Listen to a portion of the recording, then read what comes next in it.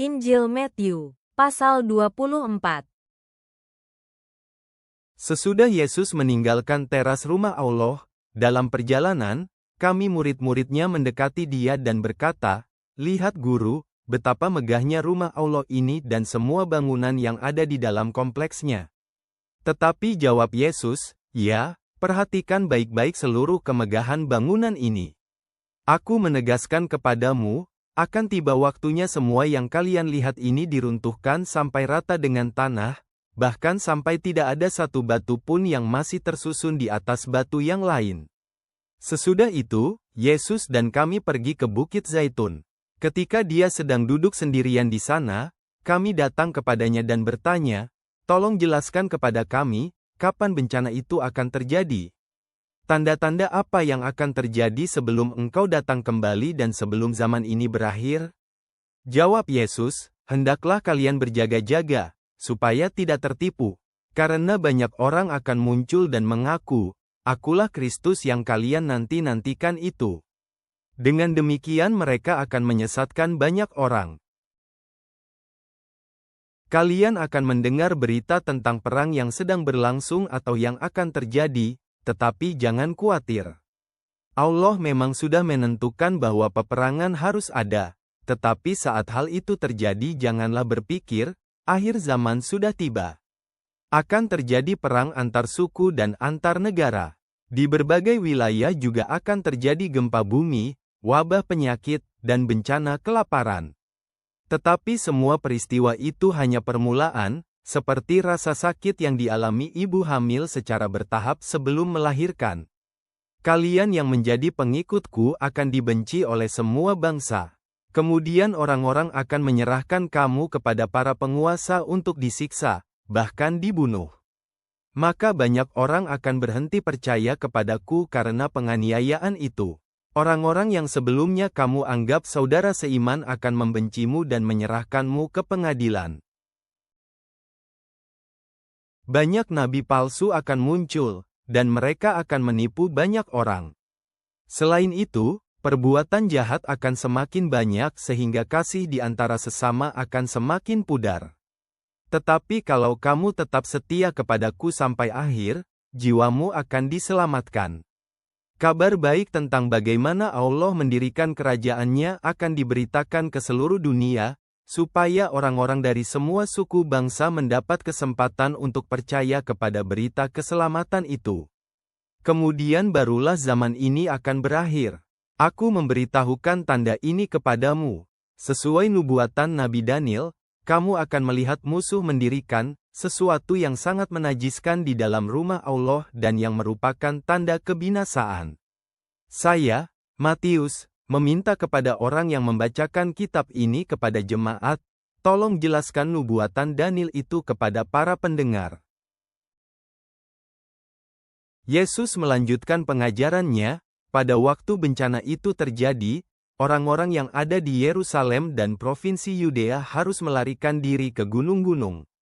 Saat itu, kalau kamu sedang berada di teras rumah, jangan masuk untuk mengambil sesuatu. Langsung lari saja. Begitu juga kalau kamu sedang bekerja di ladang, jangan kembali ke rumah untuk mengambil jubahmu. Pada waktu bencana itu terjadi, sungguh kasihan ibu-ibu yang sedang hamil atau menyusui, karena mereka akan kesulitan melarikan diri.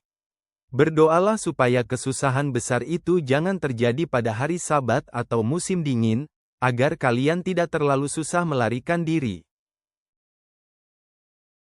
Karena pada hari-hari itu akan terjadi masa kesusahan yang melebihi semua kesusahan yang pernah terjadi sejak penciptaan dunia, dan sesudahnya tidak akan pernah terjadi lagi yang seperti itu.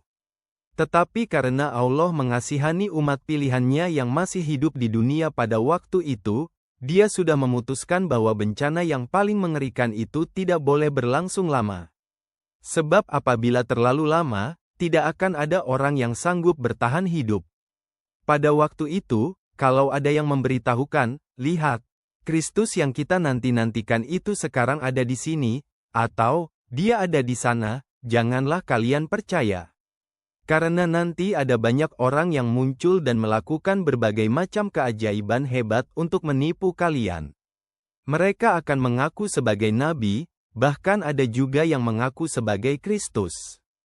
Tipuan mereka sangat luar biasa, hingga orang-orang pilihan Allah pun hampir-hampir ikut disesatkan oleh mereka. Ingatlah, aku sudah memberitahukan semuanya kepada kalian sebelum hal-hal itu terjadi. Jadi, apabila ada orang berkata kepadamu, lihatlah, Kristus yang kita nanti-nantikan itu sudah berada di padang belantara, janganlah kamu pergi ke sana. Atau kalau seseorang mengatakan, dia menghindar dari orang banyak dan berada di dalam rumah di sana, janganlah kamu percaya. Karena pada waktu itu kedatangan aku, sang anak Adam, tidak akan terjadi secara diam-diam, tetapi terlihat dari mana saja, seperti kilat yang memancar dari timur ke barat. Pepatah mengatakan, di mana ada bangkai, disitulah burung-burung pemakan bangkai berkumpul.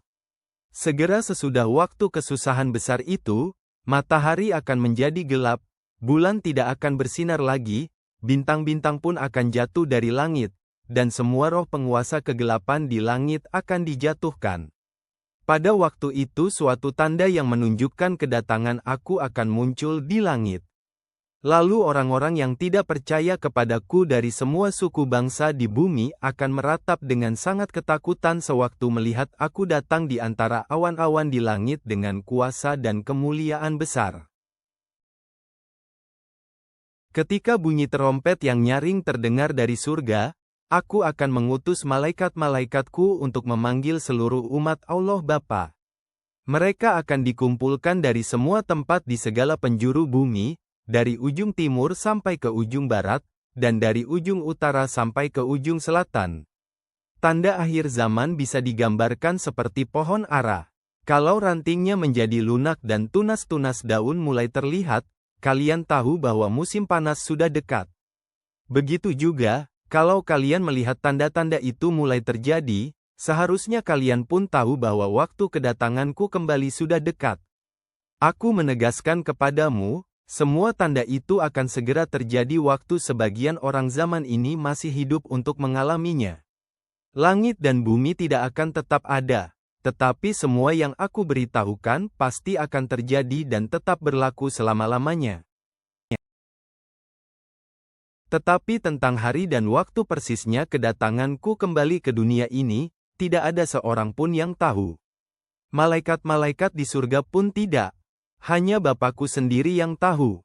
Keadaan waktu aku datang nanti akan seperti yang terjadi pada zaman Nuh.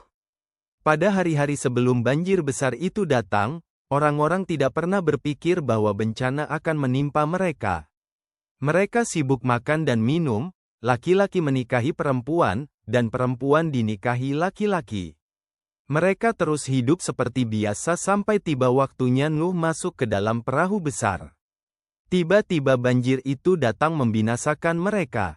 Nah, saat aku datang kembali, seperti itu jugalah nanti keadaan orang-orang yang tidak percaya kepadaku. Pada waktu aku datang kembali, akan terjadi pemisahan, jika ada dua orang laki-laki sedang bekerja di ladang, yang satu akan dibawa malaikat, dan yang lainnya ditinggal. Jika ada dua orang perempuan sedang menggiling gandum dengan batu gilingan, yang satu akan dibawa, dan yang lainnya ditinggal. Oleh karena itu, teruslah berjaga-jaga dan siap sedia. Karena kamu tidak tahu kapan penguasamu akan datang kembali. Perhatikanlah contoh penting ini, kalau tuan rumah tahu bahwa pencuri akan datang malam ini, dia pasti berjaga-jaga terus supaya pencuri itu tidak bisa masuk ke rumahnya.